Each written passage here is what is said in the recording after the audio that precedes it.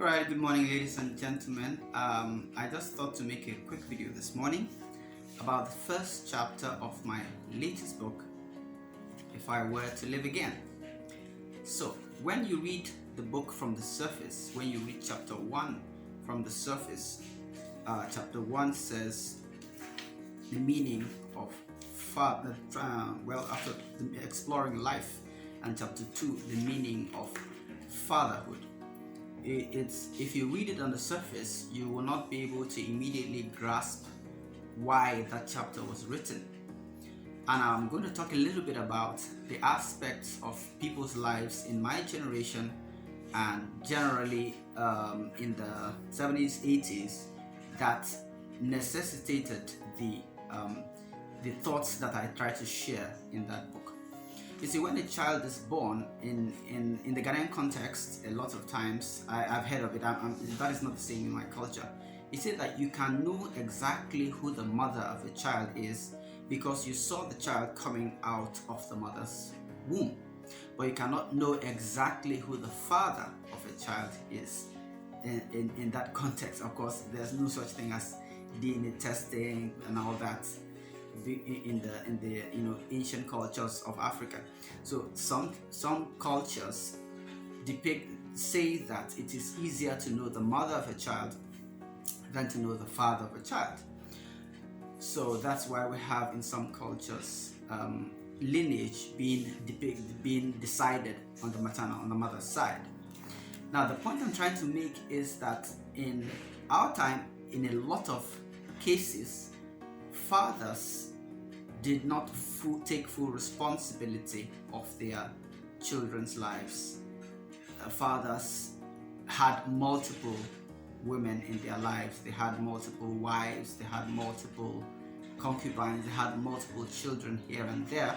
So they had a situation where they either they had to pay attention to some children and not others, or altogether the wives or the women out of whose wombs the children came had to be the ones to take responsibility for those children. And it has an impact. It has an impact on the lives of the children. And that is the reality that we face as we grow up. We realize that one parent being absent, whether it's the mother or the father, does have an impact on the life of a child. The point of the first chapter, exploring life, means that every child is born fresh. You were born fresh. Your child that you've given birth to over the last 4 or 5 years, he's born fresh. Whatever you decide to expose him to make available to him here, it now depends on you, now determines what he will grow up with.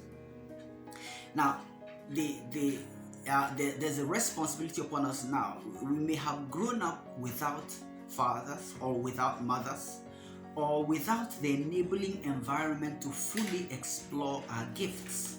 But the point of the book, part of the point of the book here, is that does not have to be the experience of your children. You can deliberately give your children a different experience, than you had. We typically have people giving examples. Oh, when I was young, I didn't eat cornflakes. When I was young, I never went to amusement parks and all that. And I'm here, I'm successful. But the point is that maybe you could have been more successful than this.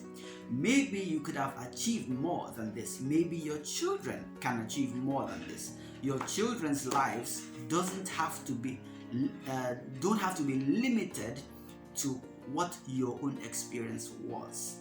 Your children's life, you don't have to try to repeat your life on your children. At the same time, you don't have to try to impose what you desired to do in your own life on your children. That your children have their own lives. The point of the book is that it is your responsibility as a parent, as a father, as a mother, to expose the child to the relevant experiences that will shape the future of that child, that will help the child really harness his or her gifts, that will help the child become better than you. Can you take that? Can you accommodate that in your consciousness? Can you accept that your child should be better than you? Your child should do better than you. Your child should achieve things earlier in life than you did. That is the point. That is the part of the point. And it is your responsibility as a parent to provide the guidance necessary for that to happen. It is your responsibility to provide the connections, the friends necessary for that to happen. It is your responsibility to provide the environment, the schools, the money, whatever it is that it will take for your child to become better than you. The child starts out exploring life like a fresh field. Then he must have a parent, a father, a mother who must help him identify what he must do, what he must focus on in life. Those first 2 chapters of the book highlight that. And I made reference a lot to Miles Monroe's definition of fatherhood. The one who nurtures, the one who guides, the one who directs, the one who uses his own experiences to present lessons of life to his child. The one who does not want his child to repeat his own mistakes. The one who does not want his child to merely be limited by his own knowledge. Your child should not be limited by your knowledge. Your child must be exposed to new knowledge that is available now and be able to, do better than you. Those are the summary of the points I'm trying to drive at the first 2 chapters of the book. A lot of people these days have these memories of a life that was not as they would have wished. A life that was presented to them and it wasn't as they would have wished. And the truth is that it impacts the way they think about the future, about life, about even raising children. And I'm saying that your own experiences don't have to limit the extent to which your children can, explore this life. Lifetimes are changing so fast, and it is your responsibility as a parent to do something for your children that your parents did not do for you or could not do for you. Thank you for listening. My name is Kenneth Igiri, and I've just been talking about the first 2 chapters of the book, If I Were to Live Again. Thank you. Have a great day.